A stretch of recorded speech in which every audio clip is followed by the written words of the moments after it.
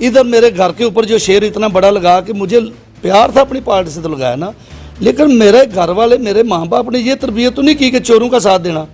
अब एक पार्टी के अंदर वही सारे चोर डाकू इकट्ठे हो गए हैं। अस्सलाम वालेकुम नाजरीन, मैं हूँ आपका मेज़बान हुसनैन, आप देख रहे हैं नया पाकिस्तान।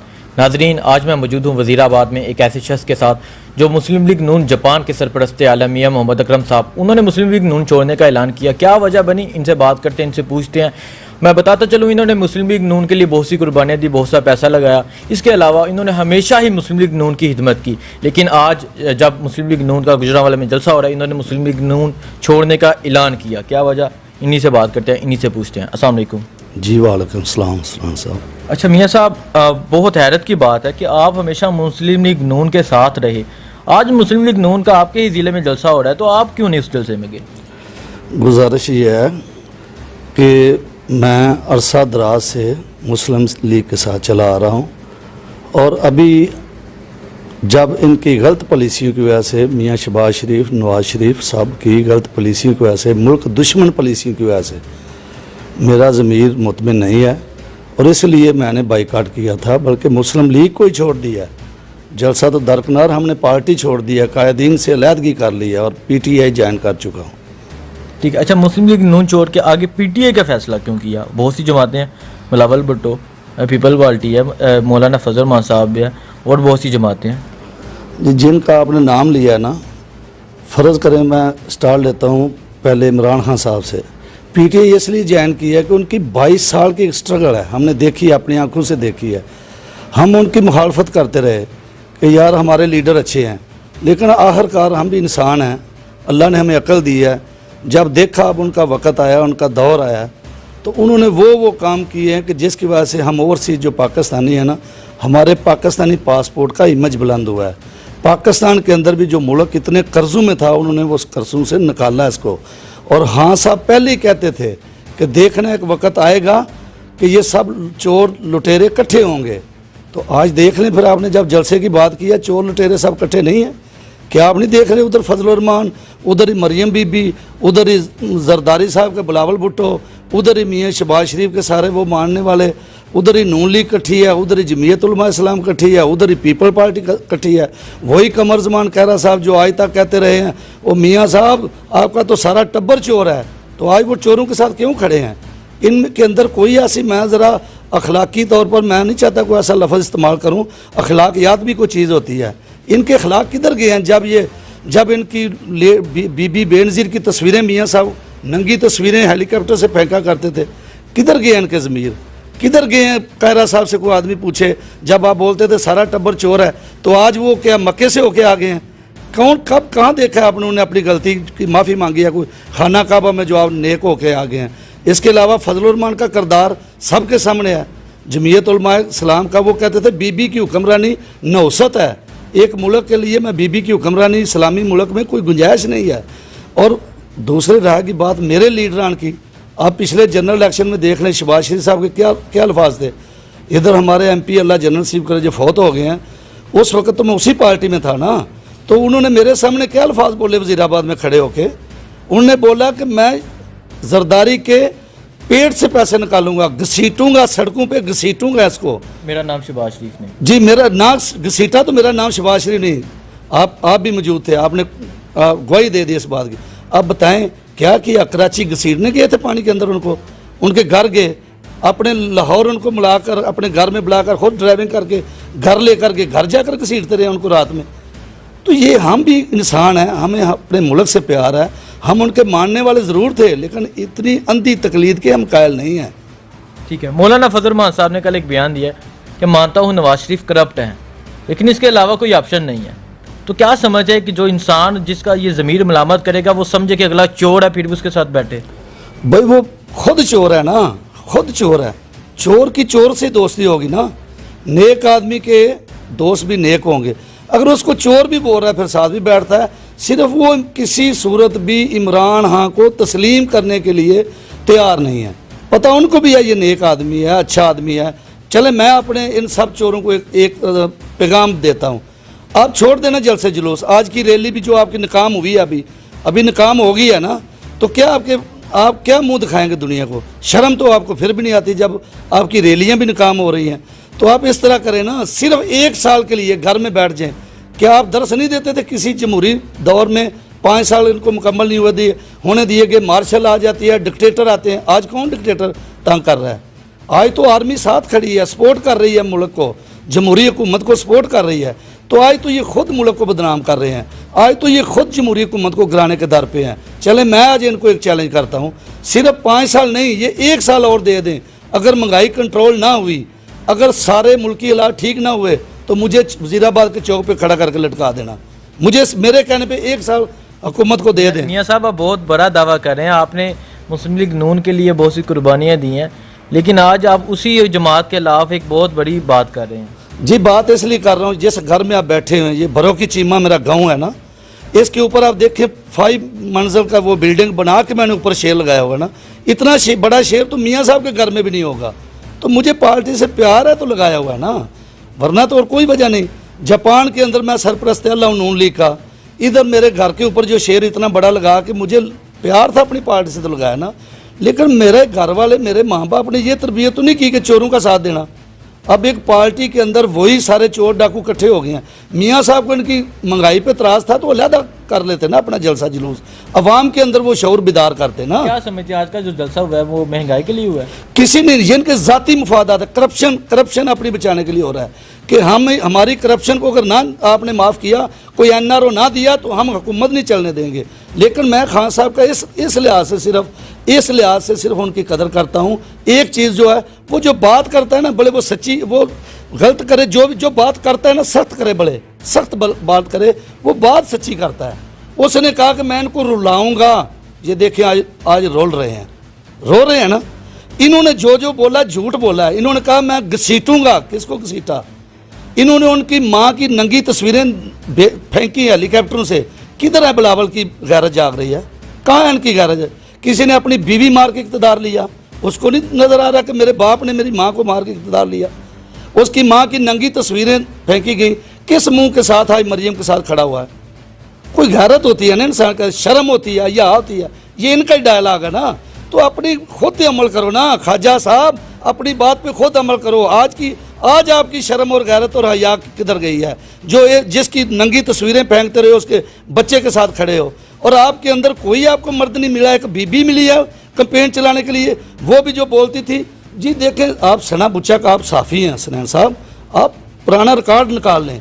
सना बुच्चा के रिकॉर्ड प्रोग्राम के अंदर मैंने जापान में लाइव देखा। इसी मरियम बीबी ने कहा, जी बाहर के ममालिक तो दरकनार, मेरी तो पाकिस्तान में भी कोई प्रॉपर्टी नहीं है जी। तो आज कहाँ से नहीं कर रही हैं? आज कहाँ से बैरून मुल्क और पाकिस्तान में नहीं कर रही है? तो कोई शर्म और हया होती है ना। तो ये दूसरों को बोलते हैं, इनके अपने अंदर नहीं है।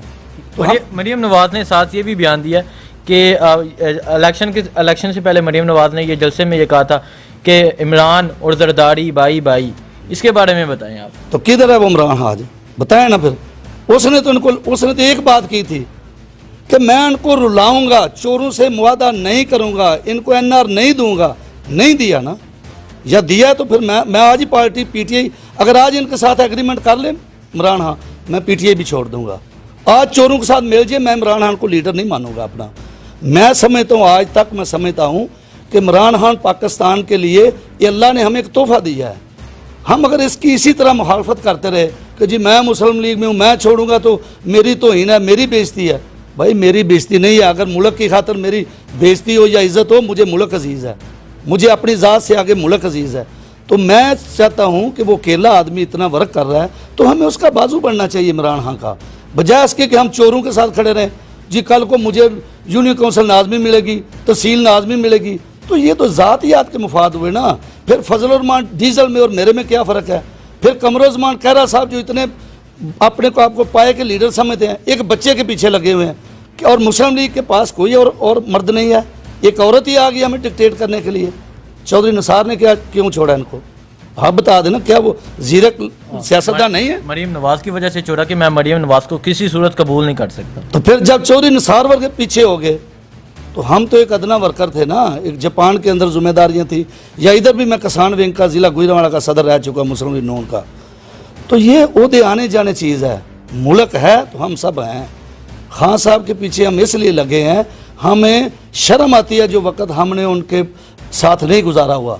लेकिन मेरी एक बात मैं आपको मीडिया पे बोल रहा हूँ, आप मेरा एक क्लिप पूरी ज़िंदगी में नहीं निकाल सकते जब मैंने इमरान खान के ख़िलाफ़ अपनी ज़बान खोली हो। मुस्लिम लीग नून के साथ रहते हुए भी इमरान खान के खिलाफ भी बात नहीं की, क्यों? मुस्लिम लीग में मैं ऑब्जर्व कर रहा था उसको। मैं पार्टी के कहने पे नहीं बयान देता, मैं किसी के कहने पे नहीं देता। मरना भी तो है ना, साहब तो मैंने देना है ना, उधर मियां नवाज शरीफ ने देना। वो तो अपना इधर नहीं दे सका साहब, तो आगे उसने मेरा क्या देना है? वो अपना नहीं इधर दे सका। जो बोलता था जनाबे आला, असम्बली में फ्लोर ऑफ द हाउस झूठ बोला ना कि जनाबे वाला ये है वो ज़रा है जिसकी वजह से हमने कतर में ये प्रॉपर्टी बनाई, हमने जनाब वो इंग्लैंड में ये बनाई, हमने दुबई के अंदर ये बनाई। तो कौन से ज़रा है आज देना अदालत को? इमरान खान वो आदमी है जिसको अदालतों ने कहा, सुप्रीम कोर्ट ने, हमारी मुअज़्ज़ज़ अदालतों ने कहा ये ऑनेस्ट आदमी है। कहा कि नहीं कहा? तो इनके बारे में क्या कहा?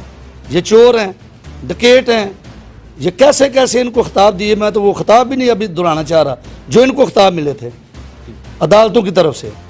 अच्छा ये बताएं कि अब इन्होंने ये भी बयान दिया कि इमरान खान की हुकूमत दिसंबर तक डेडलाइन दी है कि दिसंबर तक इमरान खान की हुकूमत रहेगी, उसके बाद इमरान खान की हुकूमत गिरा दी जाएगी। मौलाना फजल रहमान साहब ने भी दी है, मरीम नवाज़ ने भी दी है, और उन्होंने जो अदारों के खिलाफ भी बातें की उसके बारे में भी आप जानते हैं, उसके बारे में भी बताएँ। जी, इनको पता है अगर दिसंबर तक इमरान खान की हुकूमत ना गई तो ये ताहयात सदर वज़ीर आज़म हमारे मुल्क के रहेंगे। इमरान खान साहब अवाम के वो पॉपुलर लीडर हैं। अगर इन्होंने कोई 1-2 माह के अंदर कोई इस तरह का ड्रामा कामयाब ना हुआ तो सारी उम्र। इससे पहले भी मौलाना साहब आए थे इस्लामाबाद में, तो वो पहले भी नाकाम हुए थे, अब भी नाकाम ही होंगे, अब भी नाकाम होंगे। और उनको पता है अगर 2-3 महीने और हुकूमत चल गई ना तो सारी उम्र फिर ये इनकी बारी नहीं आएगी और ये जेलों के अंदर होंगे, और इंशाल्लाह होंगे और होने चाहिए।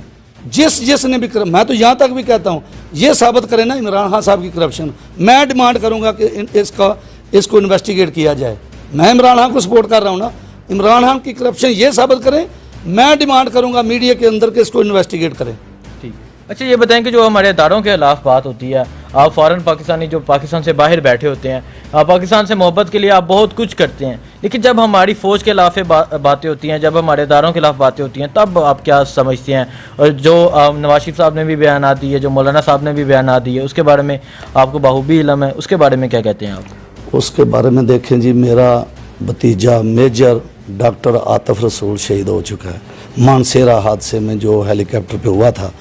अब मुझे आप ही बताएं कि अगर एक फ़ौज जो है वो ना हो, इस्लामी सरबराही कॉन्फ्रेंस, हमारी जो इस्लामी मुल्क है पाकिस्तान, इसकी जो दुनिया के अंदर इंडिया हमारा बदतरीन दुश्मन है, अगर पाक फ़ौज भी आज ना हो तो हमारी पोजीशन क्या होती? इधर जंगल का कानून होता। ये जो हम अब आज़ाद मुल्क में सांस ले रहे हैं ना, ये ना ले रहे होते। मैं और आप जो इंटरव्यू दे रहे हैं ना, ये इंटरव्यू ना दे रहे होते।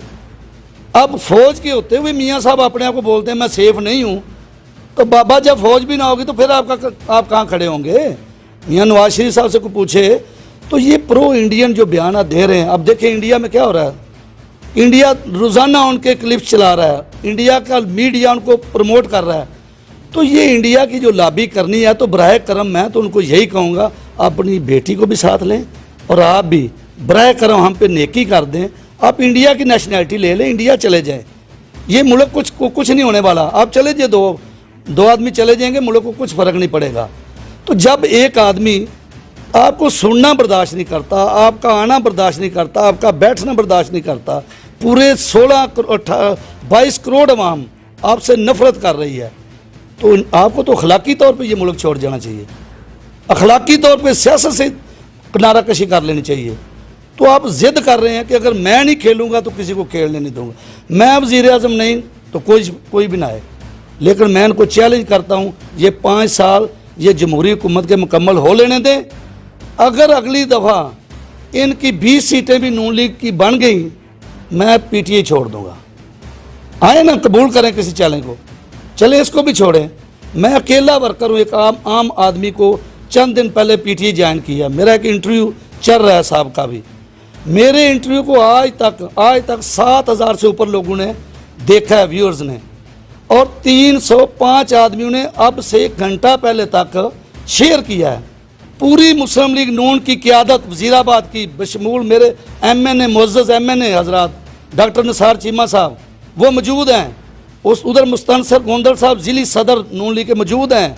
उधर अपने हमारे जो कैंडिडेट हैं MPA के अज़हर इम्तियाज़ बागड़ी साहब मौजूद हैं, और उधर खालिद चीमा मंजूर साहब मौजूद हैं। सारे MPA के कैंडिडेट जो उम्मीदवार हैं वो मौजूद हैं।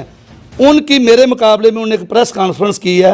मैं अभी आपको चैलेंज करता हूं, आप साफ़ी अभी फेसबुक निकाल लें, अगर उसको 600 आदमी ने भी लाइक किया होगा तो मैं मुजरिम हूं। आप ये बात, आप अदारों के बारे में बात करें कि अदारों पे जो तनकीद होती है उस हवाले से बताएं मुझे।